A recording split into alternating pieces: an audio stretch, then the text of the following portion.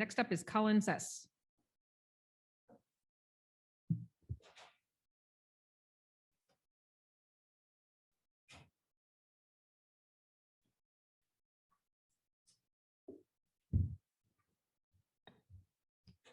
I see we're all presenters right now in presenter view.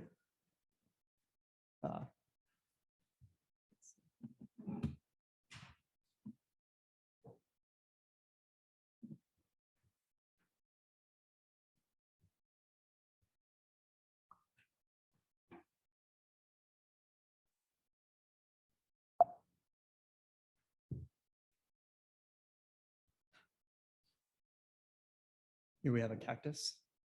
Very nice. Anyway, so what I will be talking about momentarily is, well, so some work I did with Stacy Finley at the University of Southern California. And really I'm going to be focusing on really just methods today, talking pretty much about comparing agent-based model simulations to tumor images, really for parameter estimation. When I say parameter estimation, I'm not talking about like algorithms or say Bayesian inference or any of that. It's really performing the quantitative comparison between simulations and images really to form this objective function. And we'll see at some point, I do have a screenshot of the preprint for this work. However, it was just accepted for publication. So you'll be able to actually soon find the paper with all the details in there.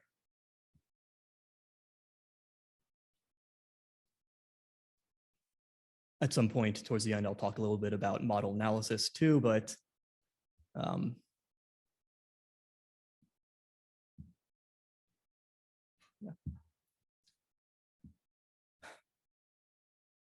All right. You have a very psychedelic picture. I was really hoping we'd get that for the t-shirt, but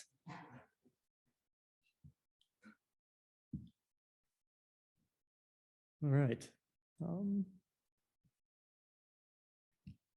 Conference has been wonderful so far. Food's great. Talks are all wonderful. Yeah.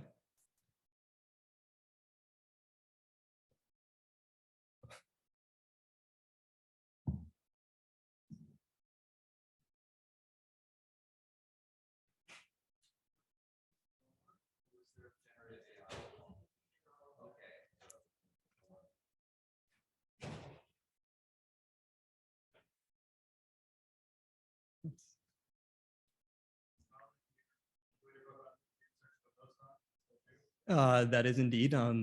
Yeah, defended like 4 weeks ago. Looking forward to unemployment in a. All right, hold on. Don't touch anything. I'm just gonna hit swap screen. Yes.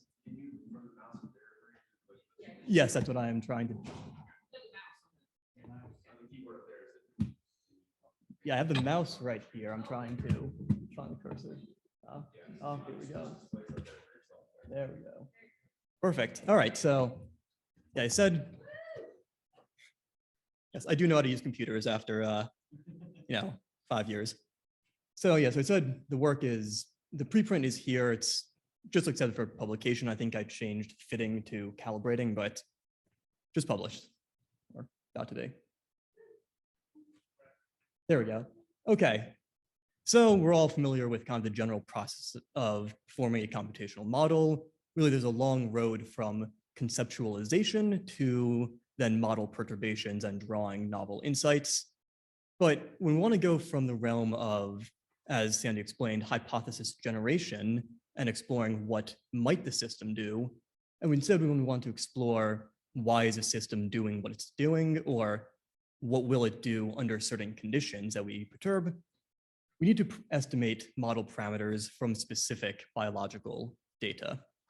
Now, so unless we've been sleeping throughout the entire conference, we would know that we all like agent-based models here, and we would see that they can produce some very complex spatial structures.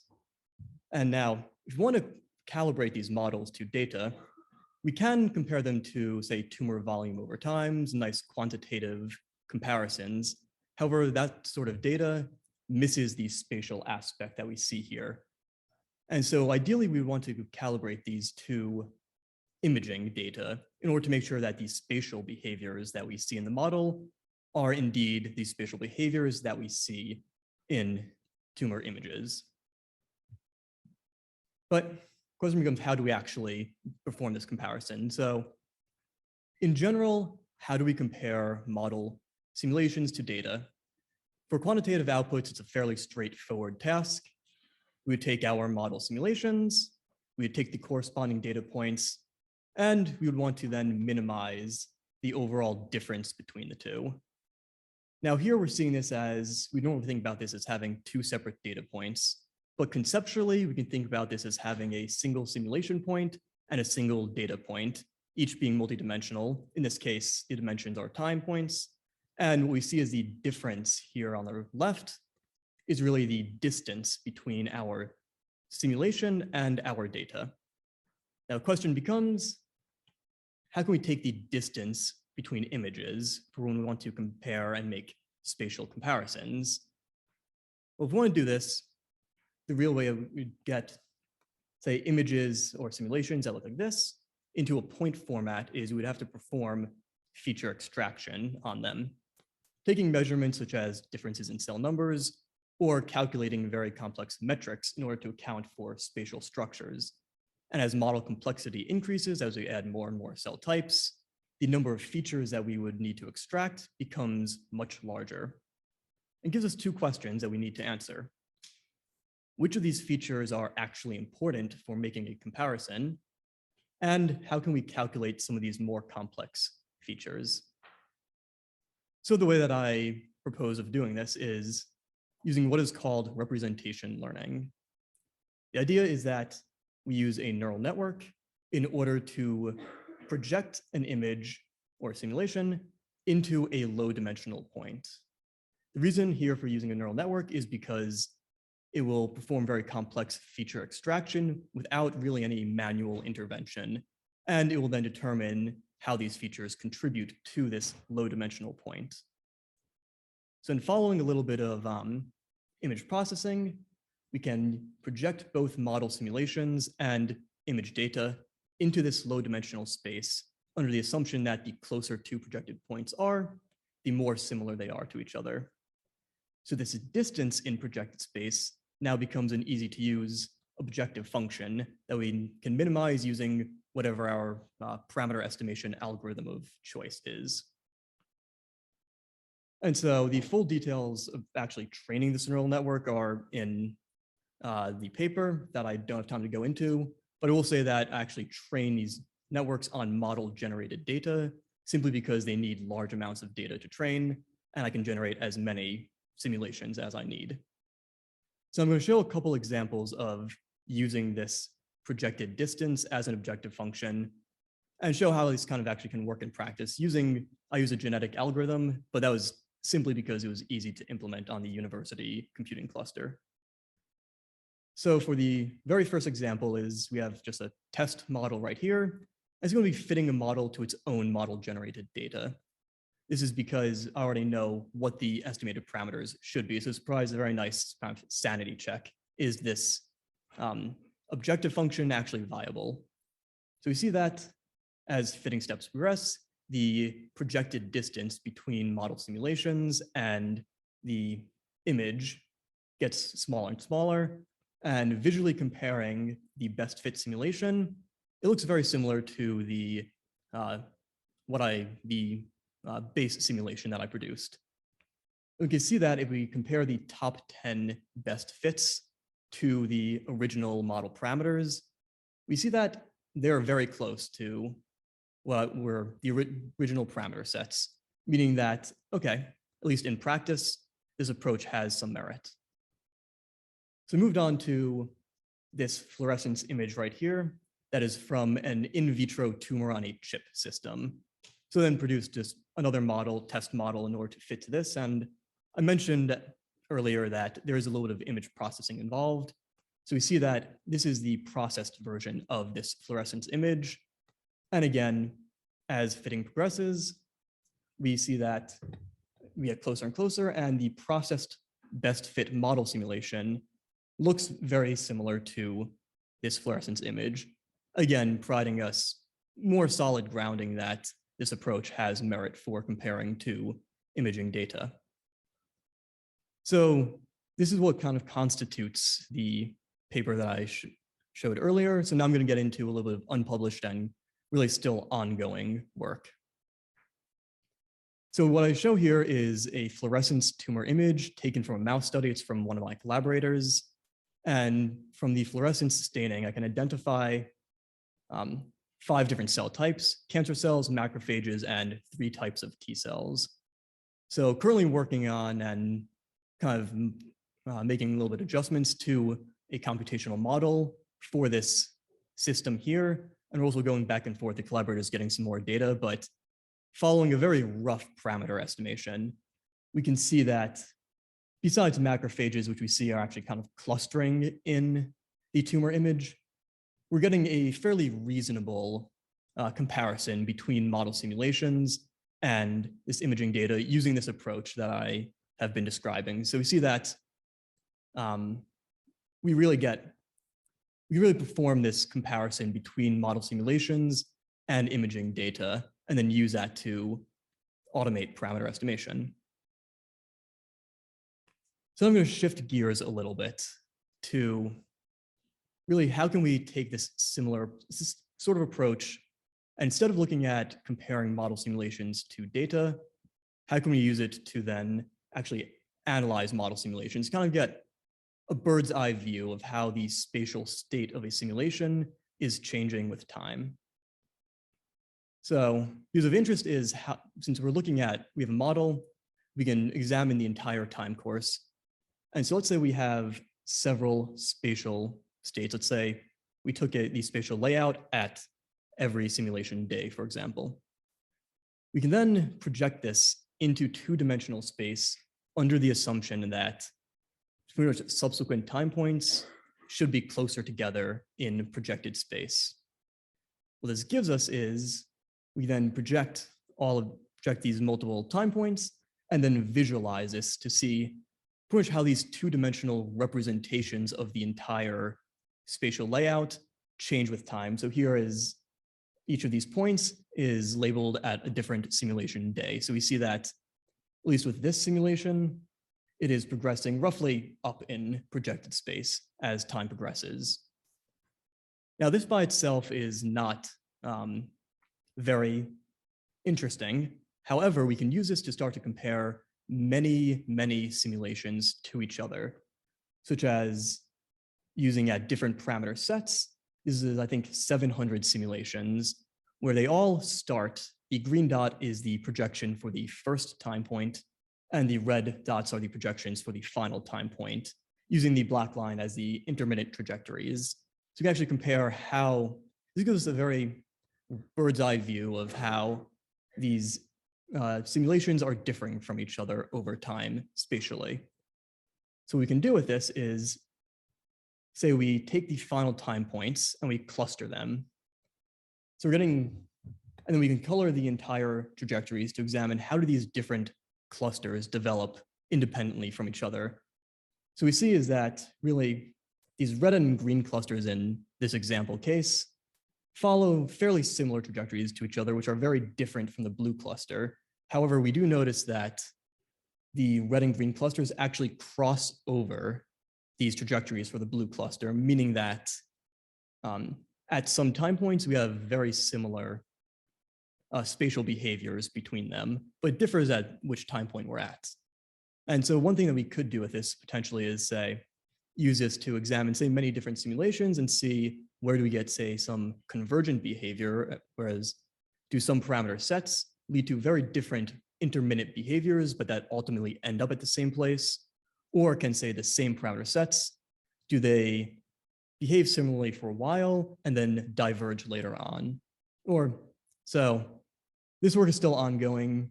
Need to look more into, of course, the big question is, what do these projected spaces actually mean biologically? But again, still working on this. So I'll thank all the usual suspects and then take questions.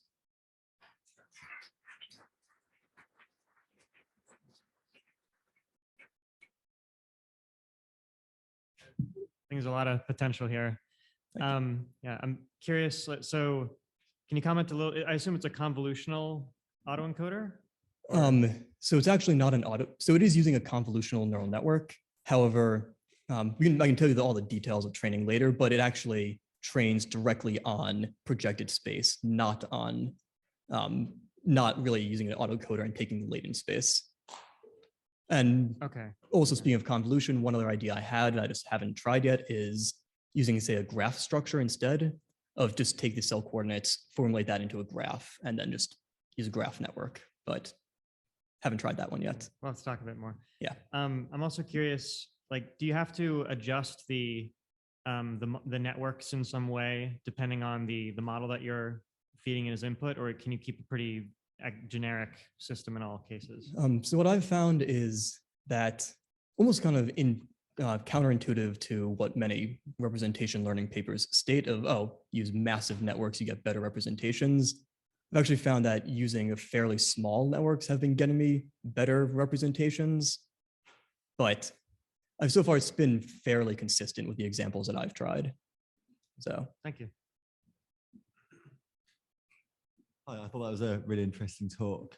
I was just wondering, is there any way to interpret what you learn from the network and say, okay, we've got these various kind of spatial features. This is what's most important, whether it's kind of various correlation functions or various kind of patterning. That's what's most important for then learning or inferring the parameters.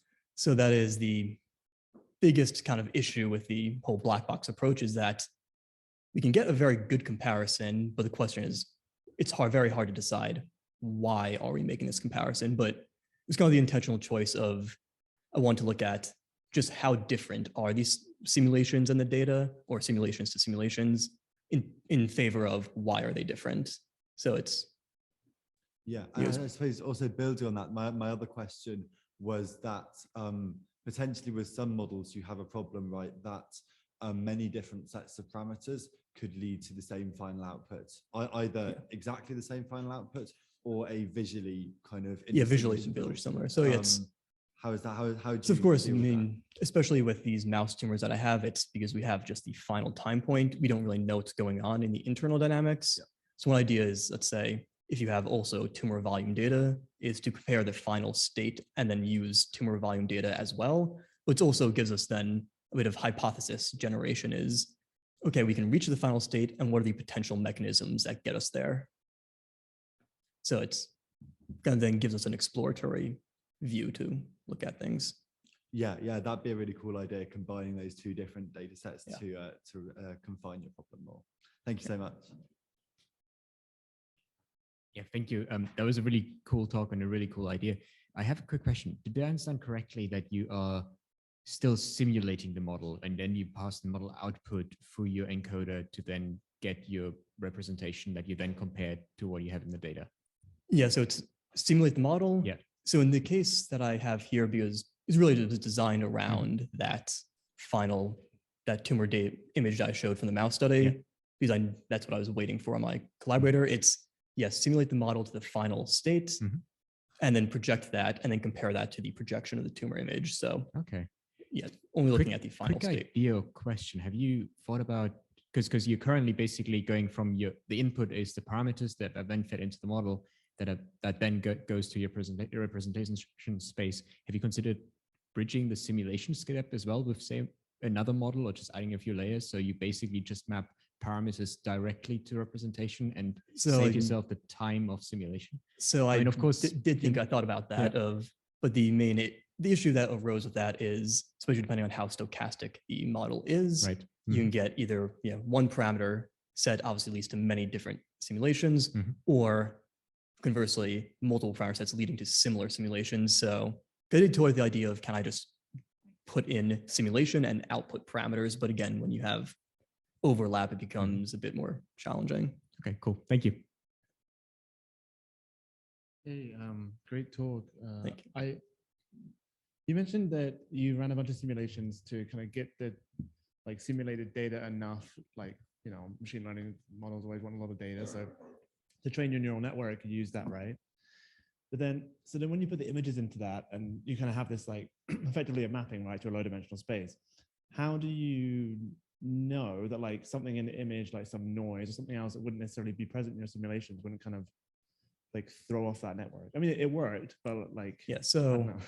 the way that I process them, the images, is to try to kind of get rid of some like the more micro features that might throw it off. Mhm. And it's also kind of operating under the assumption that the model is able to produce reasonable behavior similar at some parameter sets to the image. Whereas if I was going through this and after fitting really couldn't get a good fit, then I would know, okay, I need to change the model. Mhm. So Okay, thanks.